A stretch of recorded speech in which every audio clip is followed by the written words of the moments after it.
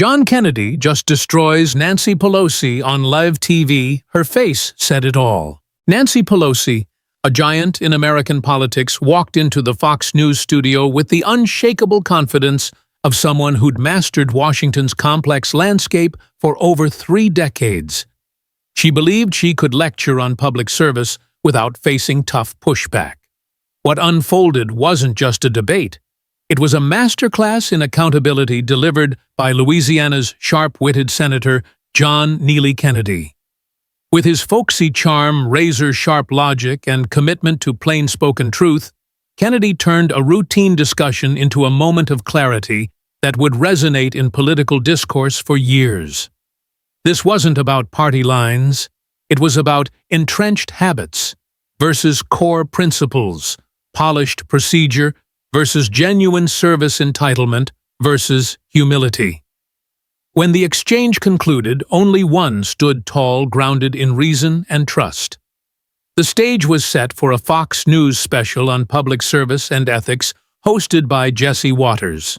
The topic promised a straightforward conversation about veterans' issues and the integrity of democratic institutions. Instead, it became a defining moment in televised political dialogue. Pelosi entered with her full entourage, staff, security, the complete Washington treatment. Her tailored suit, impeccable presentation, and commanding presence reflected her storied career over 30 years in Congress, the first woman Speaker of the House twice, and a key architect of major legislative efforts. She was accustomed to deferential interviews and softball questions, her reputation as a political powerhouse preceding her. Tonight, she would face something entirely different. Across from her stood John Kennedy, the Republican senator from Louisiana, known for his down-to-earth demeanor and ability to distill complex issues into relatable truths.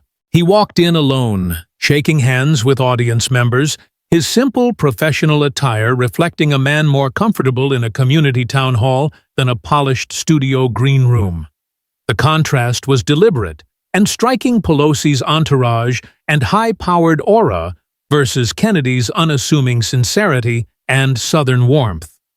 The audience, veterans, policy scholars, and political analysts had no inkling they were about to witness a historic exchange. Pelosi expected to educate her opponent on the intricacies of government. Kennedy, armed with carefully prepared facts and a commitment to principle, was ready to challenge her narrative with clarity.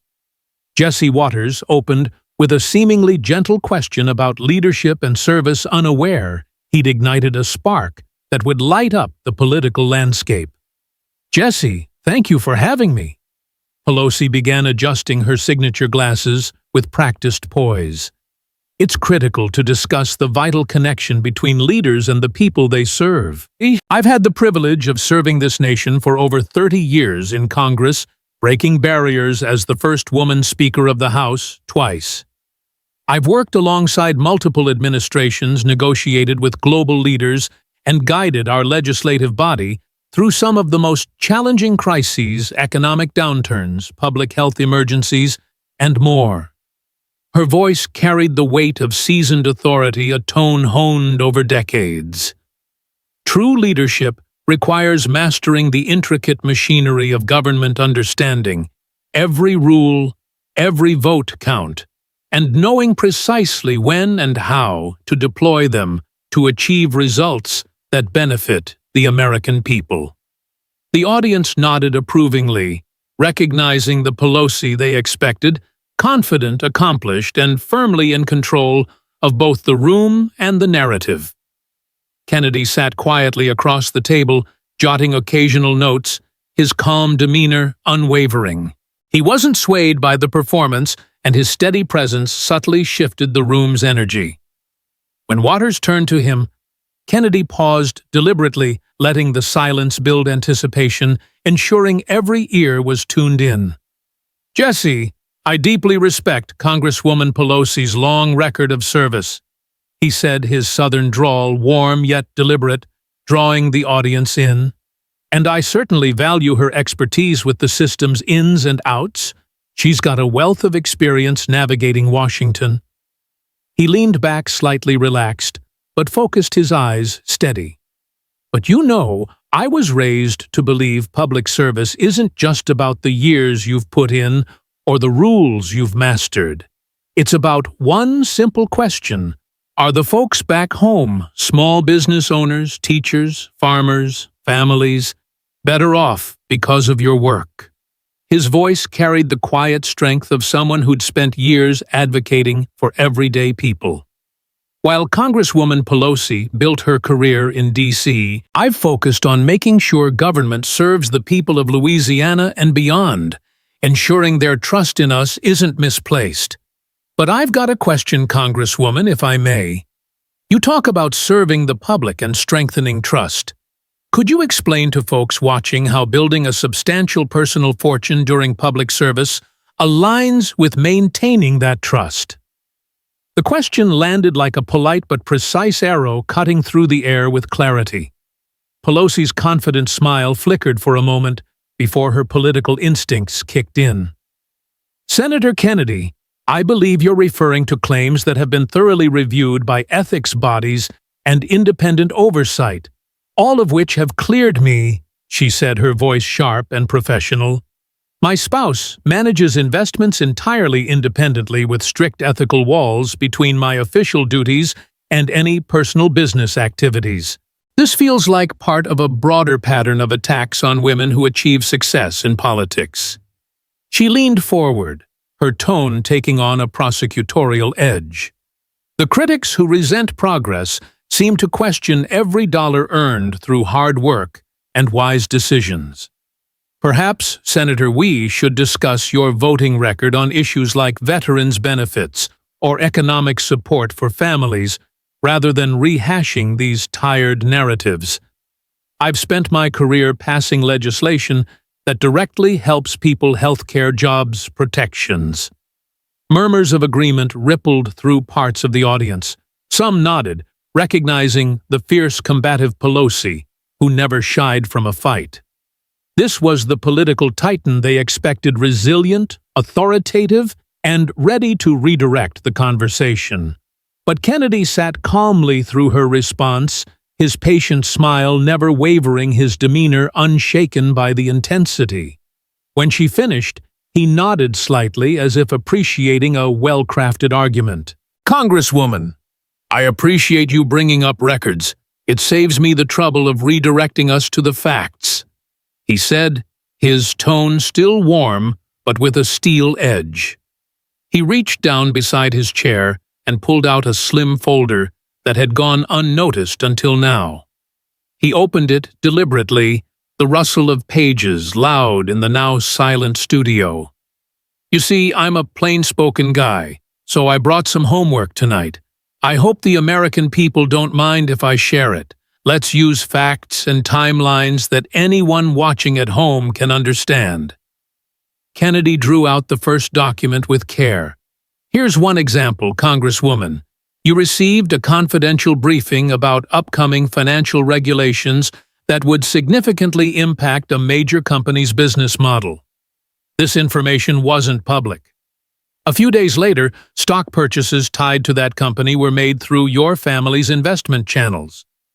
Then, weeks later, legislation was introduced that affected that company's value. He looked up at the audience, his expression earnest. Now, I want everyone watching to follow this sequence clearly. A private briefing, followed by a stock purchase, followed by a bill that impacts that stock. That's a pattern folks notice. He continued methodically, his voice steady. In another instance, you were briefed on technology funding that would benefit specific firms. Shortly after, investments were made in those firms. When the funding bill passed, those stocks saw significant gains. The profit from those trades, substantial based on information not available to the average American. The studio fell silent, save for the scratch of reporters' pens and the quiet hum of cameras. Kennedy pulled out a simple calculator, the kind you'd find in any office. Let's do some math that every family can follow, he said, punching numbers with deliberate precision. When you first took office, Your disclosed net worth was modest as reported to ethics oversight. Today estimates place it far higher growth that outpaces what most Americans or even most public servants see in that time. He looked directly at the camera. Now compare that to the average family's wealth growth or even the average Congress members. The difference is stark. Either you're an extraordinary investor or something else might be at play here. He paused, letting the numbers sink in. Folks at home deserve to know if their leader's financial success aligns with the trust they place in us. Kennedy reached into his folder again, pulling out what appeared to be official documents. But here's what's really interesting, he said, his tone still conversational, but with a sharper edge. I have here records legally obtained through public information requests showing multiple phone calls between your congressional office and investment contacts in the months leading up to your ethics statements. Pelosi's face tightened visibly, her composure tested. These records show communications around key periods before major stock purchases, before votes on relevant legislation. Your sworn testimony stated you maintain strict separation between your duties and any family business. He held up the documents. These call logs suggest otherwise, Congresswoman.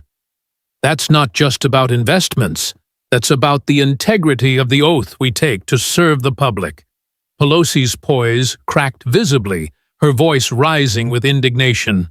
This is absolutely misleading, Senator, she said, her hands gesturing sharply. You're using selective information to question my decades of dedicated service. These claims have been investigated and debunked by independent oversight. My husband's investment decisions are entirely separate, and I've been cleared repeatedly. Her tone took on a lecturing edge. You have no idea what it takes to lead this nation through complex challenges. Perhaps instead of pushing these tired narratives, we should discuss your own votes or positions that have raised questions. I've passed legislation that actually improves lives, healthcare, economic support protections for families. The audience murmured, some nodding in approval, others shifting uncomfortably. This was the Pelosi they knew, fierce, unyielding, redirecting with skill. But Kennedy sat calmly through her response, his patient smile steady, his demeanor unshaken by the intensity. Congresswoman, I appreciate your passion and I'm happy to discuss records. It brings us to the truth, he said, his voice calm but firm. He reached for another document. You mentioned your testimony about separation. Let me read exactly what you told the ethics oversight. I do not discuss investment decisions with my spouse or family. I maintain strict ethical walls. He placed the call logs beside the testimony. These documented communications, dozens of calls, contradict that. You took an oath to serve the American people, Congresswoman. That oath doesn't leave room for personal profit. That raises doubts. Kennedy's voice lowered, carrying a quiet authority. But here's what troubles me most. A former aide from your office, someone who worked closely with you, has come forward with detailed notes about meetings where investment timings were discussed in relation to upcoming votes. Pelosi's face drained of color, her hands steadying her water glass. This source, protected for their safety, provided contemporaneous records and recordings of these discussions. The studio erupted in whispers, reporters typing furiously. They're prepared to testify under oath about systematic patterns, names, dates, amounts, and conversations tying trades to legislative actions. That's not just a question of ethics, Congresswoman. That's a question of whether the public's trust is being honored. Pelosi's composure shattered further. This is an outrageous smear, she said, her voice nearing a shout. These are fabricated documents. No such person exists. My attorneys will pursue defamation against everyone involved in this attack. Her hands gestured wildly. You have no idea what it takes to govern. I've served this country honorably for decades, faced constant scrutiny, and been cleared every time. This is exactly the kind of divisive narrative that undermines public confidence. But her voice lacked its usual conviction, the master politician visibly unraveling under the weight of Kennedy's calm, evidence-based approach. Kennedy organized his papers methodically, his demeanor unshaken. "Congresswoman, I understand you're upset, but the American people will judge for themselves whether these patterns align with public service," he said. "Trust in leadership comes from transparency, from actions that match words. Folks at home deserve to know their leaders are serving them, not themselves." The first round concluded Kennedy's reasoned arguments landing with precision. Pelosi, defensive and shaken, braced for the next exchange. Social media buzzed, trust in service trended as viewers shared clips of the call logs and testimony contradiction. Kennedy's clarity, rooted in principle and backed by evidence, had set the stage for deeper scrutiny, proving that honest questions could challenge even the most entrenched power. The audience sensed more was coming, and they weren't wrong. With the first round leaving the audience buzzing and Pelosi on the defensive, the conversation shifted seamlessly into deeper waters. Kennedy, his folksy wisdom shining through, adjusted in his chair, ready to build on the foundation of trust and transparency he'd established.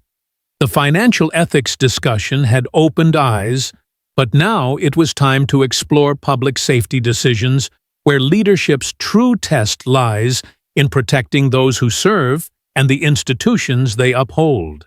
Pelosi, still composed but visibly tested, braced herself, her years of experience a shield against the mounting scrutiny.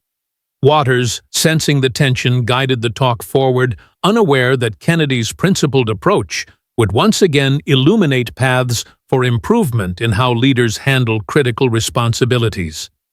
Kennedy leaned in slightly, his voice carrying that warm Southern cadence that made complex issues feel approachable.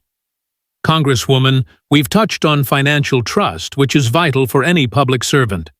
Now let's talk about another cornerstone: public safety, and how we ensure our institutions are protected. As someone who's reviewed oversight protocols in challenging situations, I'm concerned about certain lapses in security planning that affected everyone involved." His tone was professional, yet earnest, drawing from his legislative experience without accusation. "I've looked at standard procedures where multiple layers of protection backups, clear communications, and quick responses are essential to safeguard people and processes.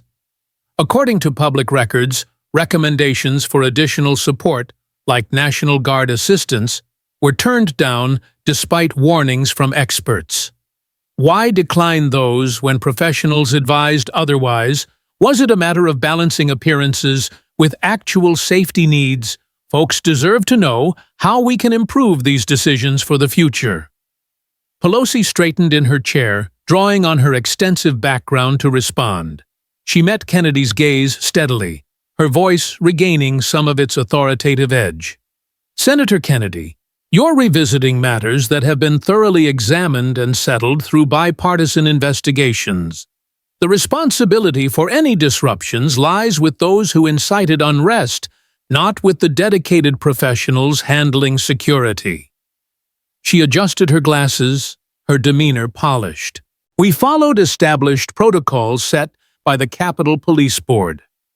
Operational decisions were made by law enforcement experts, not political figures. I don't micromanage day-to-day security tactics. The comprehensive reviews confirmed that facts point to external agitators, and our focus should be on preventing future threats through stronger measures." She leaned forward, her tone firm. "Perhaps we should discuss ways to enhance unity and support for our institutions instead of dwelling on past narratives that divide us. I've worked across aisles to bolster safety and protect our democratic processes." The audience listened intently, some nodding at Pelosi's deflection to broader unity, recognizing her skill in redirecting conversations. But Kennedy remained unflappable, his calm presence a counterbalance to the rising intensity. He nodded appreciatively, as if valuing her perspective. "Congresswoman, I appreciate your emphasis on unity. It's something we all strive for. And you're right, investigations have provided insights. But let's build on that with facts from public records to see how we can do better." He reached for his folder again, pulling out a detailed timeline and what looked like operational summaries, spreading them across the table with deliberate care. From an oversight standpoint, what happened highlighted areas for improvement in protocol adherence. Let's walk through this step by step like folks at home would want. Kennedy pointed to specific entries on the timeline. Security officials formally requested backup support, citing intelligence about potential crowds and risks. That request was denied by the overseeing authority. It was renewed with more details on threats denied again. A final urgent plea highlighted capacity concerns, yet it was set aside. He looked up, his expression thoughtful. Public documents show the response prioritized minimizing visible reinforcements to avoid certain perceptions. In leadership terms, this raises questions about weighing political optics against officer safety. We had credible alerts, expert advice, and available resources. Choosing appearance over full protection. That's an area where lessons can be learned to prevent future issues. The room grew quiet, the audience absorbing the sequence, reporters jotting notes rapidly. Kennedy continued, his voice steady and instructive. But here's a key part that reviews touched on, but we can expand during the events. Communication breakdowns hindered quick backup calls. Systems meant for seamless coordination between agencies were adjusted beforehand without full notification to all parties. He held up a technical summary. If such changes occur right before a known high-risk day, it can lead to delays that affect everyone on the ground. In my experience with oversight, ensuring clear, unchanged channels is basic protocol. Lives and safety depend on it.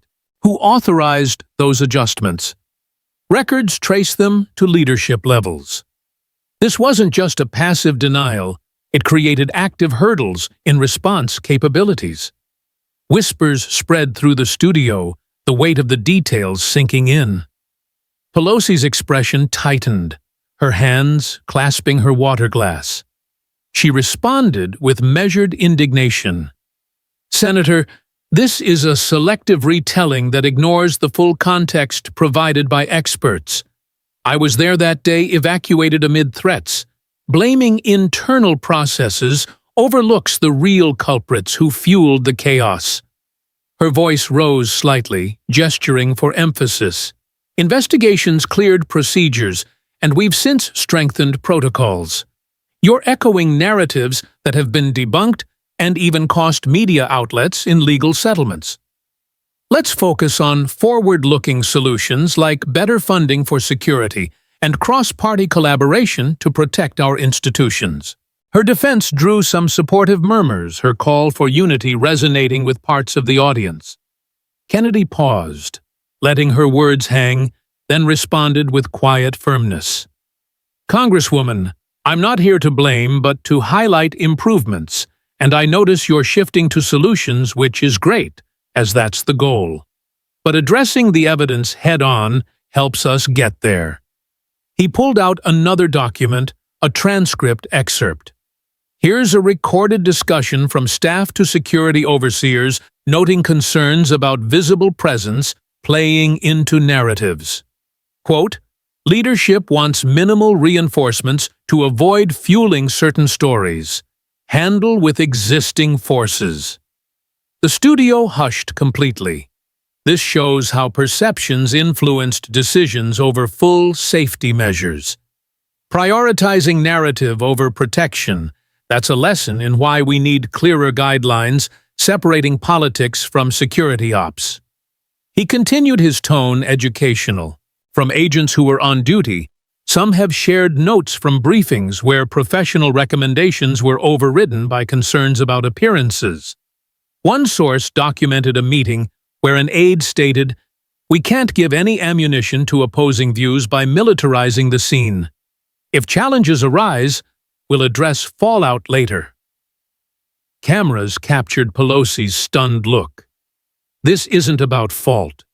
It's about ensuring future leaders prioritize safety above all.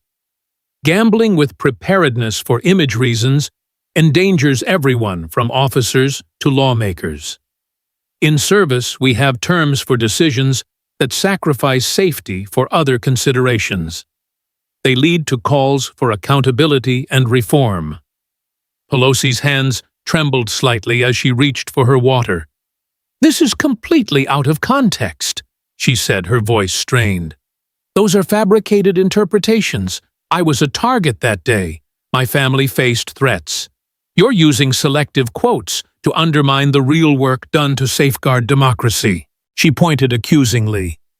"This kind of revisiting divides us further. I've been briefed by top agencies, and they've affirmed our actions. Focus on unity, not division." Her desperation was palpable, the once unshakable leader showing cracks under Kennedy's persistent fact-based probing. Kennedy's voice remained steady, gaining a compassionate edge. "Congresswoman, I hear your frustration, and unity is key. That's why examining these facts openly can help us unite around better practices." He referenced a family impacted. Take Officer Sicknick's loved ones. They've reviewed public docs on denied requests and comms issues. His mother has questions about why backups weren't fully mobilized despite pleas. She wants assurances that future decisions put lives first. The studio was silent breaths held. In public service, a core principle is leave no one behind. If decisions left gaps, we owe it to families to learn and improve. How do we ensure optics never trump safety again? The second round wrapped Kennedy's points on safety lapses, drawing blood without aggression. Pelosi more wounded her defenses, crumbling under evidence. Social media ignited internet safety. First trended clips of timelines shared widely. Communities discussed reforms, veterans nodded in agreement. Kennedy's approach focused on lessons for the common good, shifted the dialogue toward constructive change. But the senator wasn't finished. International influences loomed next, promising even more revelations. The studio hummed with tension after the second round, where Kennedy's calm, fact-based scrutiny of public safety decisions had left Pelosi visibly rattled. Social media was ablaze with clips of the exchange hashtags like #SafetyFirst trending as viewers dissected the timelines. Now the conversation pivoted to a topic of global significance, the influence of foreign economic ties on American leadership. John Neely Kennedy, the Louisiana senator, with a knack for making complex issues relatable, adjusted his posture, his folksy demeanor carrying the weight of someone well-versed in oversight. Pelosi, still holding her ground but showing cracks in her polished armor, braced for the next challenge. Jesse Waters, sensing the stakes, guided the discussion toward international relationships, unaware that Kennedy's principled approach would once again shine a light on critical areas for improvement in public service. Kennedy began his southern drawl, warm yet deliberate, cutting through the studio's charged atmosphere. "Congresswoman, we've talked about financial trust and public safety, both pillars of serving folks back home. Now let's turn to one of the biggest challenges we face, how foreign influences can quietly shape our system and how we keep our decisions rooted in what's best for Americans." His voice carried the authority of someone who'd studied economic and security briefings closely. "In my time on oversight committees, I've seen how economic ties with major players like China bring opportunities but also demand vigilance to avoid undue sway. There's a known strategy, call it elite capture, where foreign entities target leaders through business deals or investments. You've served through decades when China grew into a major economic force. During that same time, your family's investments have seen remarkable growth, often tied to markets benefiting from Chinese policies. I'm curious, Congresswoman, is this just smart investing, or does it point to areas where we need stronger safeguards to protect our independence? Pelosi straightened her experience as a seasoned legislator kicking in. She met Kennedy's gaze with a practiced confidence, her voice steady, but with a hint of defensiveness. Senator Kennedy, I've been one of the strongest voices in Congress on addressing China's human rights record and ensuring fair economic competition for decades. I've led delegations to places like Tibet, met with the Dalai Lama multiple times, and consistently supported measures to hold Chinese officials accountable for abuses. She adjusted her glasses, projecting authority. My positions have been backed by both parties working with administrations to tackle these challenges through legislation and diplomatic pressure. My family's investments are handled entirely independently by advisors fully compliant with ethics rules and reviewed thoroughly. Her tone took on a lecturing edge. Perhaps we should focus on broader solutions like strengthening American innovation or building stronger alliances rather than chasing isolated claims. I've worked tirelessly to advance policies that keep America competitive globally, and that's what matters to the people we serve. The audience listened closely, some nodding at her call for solutions, others sensing the redirection. Kennedy's calm presence remained unshaken, his smile steady as he nodded respectfully. Congresswoman, I appreciate your public record on human rights and competition. Those are important stances, he said, his tone warm but purposeful. But since we're here to serve folks, let's look at how private financial ties align with that public work. Facts from public records can help us ensure trust.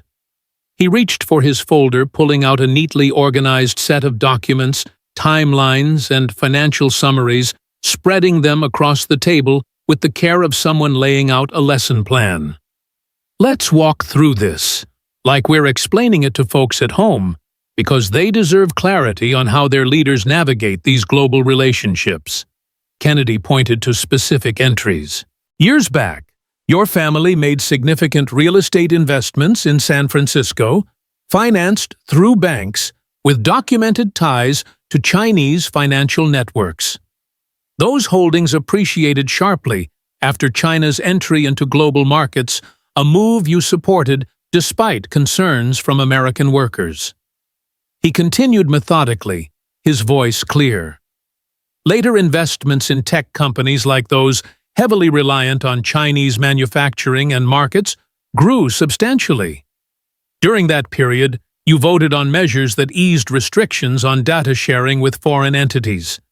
Now, I'm not saying there's intent here, but the pattern raises a fair question. How do we ensure leaders' financial decisions don't blur with international influences? He looked at the audience, his expression earnest. Folks at home want to know their leaders' choices, public and private. Put American interests first. The studio grew quiet, the weight of the timeline settling in. Kennedy pulled another document, a summary of economic patterns. Here's where it gets interesting. A close colleague of yours unknowingly employed someone later identified as having ties to Chinese intelligence for 2 decades, someone with access to schedules, communications, and networks. He paused, letting the fact land. You and this colleague shared similar social and business circles in San Francisco. If one leader was targeted by foreign operations, it prompts a simple question. What safeguards protect others in those networks from similar risks? Again, this isn't about blame. It's about strengthening our systems to keep decisions independent. Whispers rippled through the audience, reporters scribbling furiously as the implications sank in. Kennedy's voice grew more pointed but remained conversational. Let's take a recent example to make it real, TikTok. You've publicly called it a concern due to data privacy and foreign influence risks, and you've supported oversight efforts. Fair enough? That's leadership. But public filings show family investments in TikTok's parent company through venture funds growing significantly even as you pushed for restrictions. He held up a financial disclosure. Here's the timeline: investments made, oversight calls issued. Then those investments appreciate as the company navigates regulations. How do we square profiting from a platform flagged as a risk while advocating its scrutiny? This isn't about accusations, it's about ensuring no conflict clouds the trust folks place in us. During a tense exchange, Pelosi defended her investments, insisting they were managed independently and ethically. She accused Senator Kennedy of twisting facts and urged focus on real policy solutions. Though some supported her stance, her strained tone showed cracks. Kennedy calmly countered with intelligence reports, warning of foreign influence through investment channels, including ties to Pelosi's family.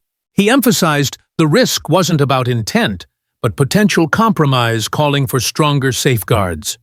Pelosi pushed back, calling the claims speculative and divisive, but her confidence wavered as the evidence mounted. Kennedy reiterated the need for transparency and asked if she'd back tighter ethics checks. The moment struck a nerve. Online hatred, global trust trended, and the public demand for accountability grew. Kennedy's composed, fact-based approach reframed the debate, setting the stage for a deeper conversation on integrity in leadership. The studio was electric after 3 rounds of intense exchange, with Kennedy's calm, fact-driven approach exposing gaps in trust, safety, and global ethics. Pelosi, her usual confidence fraying, sat tensely as the discussion turned to its final topic, the heart of leadership and service. Jesse Waters guided the conversation toward what defines a true public servant, setting the stage for Kennedy to deliver a powerful lesson. With his Southern wisdom, Kennedy prepared to contrast genuine service with entitlement, offering a message that would resonate with every viewer and leave a lasting call for accountability. Kennedy leaned forward, his voice warm yet resolute. "Congresswoman, we've covered trust, safety, and global ties core to our duty. Now let's talk about what matters most: how leaders treat the folks they serve. In Louisiana, we learn early that leadership means putting others first. Your rank demands more sacrifice, not less." His tone was earnest, relatable. "You've served decades while building significant wealth. Let's look at your actions during tough times to see if they reflect service or something else. Folks want leaders who share their struggles, not ones who seem above them." Pelosi, regaining some composure, responded firmly. "Senator, I've dedicated my life to public service, breaking barriers for women and fighting for health care and jobs. My success comes from hard work, not privilege." Her voice carried a hint of condescension. "You don't know the sacrifices: privacy, safety, constant attacks. I've earned what I have through diligence. Let's focus on policies that lift people up." Kennedy nodded, unfazed. Congresswoman's service is about actions matching words. He pulled a document from his folder. "During the pandemic, folks faced hunger, job loss, closed businesses. Yet you appeared on TV showing off luxury freezers stocked with high-end ice cream. While families rationed food, you displayed appliances costing more than their cars. Why flaunt that during a crisis?" The audience gasped. "Staffers say it wasn't accidental, you planned it to show success." "That's not service. That's distance." Pelosi's eyes narrowed. "That was taken out of context. I was connecting with people, not flaunting. I've fought for families." But her tone wavered. Kennedy continued, voice steady. "Then during strict lockdowns, you championed salons closed, workers struggled. Yet you got a private haircut at an exclusive salon, bypassing rules. A recording from the owner quotes you saying, 'Rules are for others. Leaders keep things moving.'" The studio hushed. That mindset Rules for others feels like leaders see themselves above folks. Pelosi snapped, "That's fabricated. I followed guidelines. This is a setup to smear me." Her hands shook. "I've served honorably, making tough choices you don't understand." Leadership carries responsibilities and, yes, some privileges. Some are suited to lead others to follow. That's how progress works. The room froze her words, revealing a stark worldview. Kennedy let the silence linger, then spoke with quiet authority. "Congresswoman saying some are born to lead others to follow. That's not democracy. That's elitism. In service, leadership means sacrifice. In Louisiana, leaders eat last, ensuring others are cared for first." His voice grew emotional. "I've met folks like Private Rodriguez, a soldier earning little apologizing for failing while wounded because he valued duty. You earn more, yet seek exemptions. True service gives, not takes." He faced the camera. "The Constitution starts with 'we the people,' not 'we the leaders.' It's about equality, not entitlement. If leaders forget they serve, folks can hold them accountable." Pelosi sat stunned, unable to respond. The cameras caught her silence, a moment shared millions of times. Social media exploded. "We the people" trended clips of her, born to lead, quote, going viral. Kennedy's lesson was clear. Leadership is service, not privilege. He urged viewers, hold leaders to their oath. Demand transparency and sacrifice. That's how we build trust. The exchange ended, leaving a blueprint for accountability, inspiring all to prioritize community over self.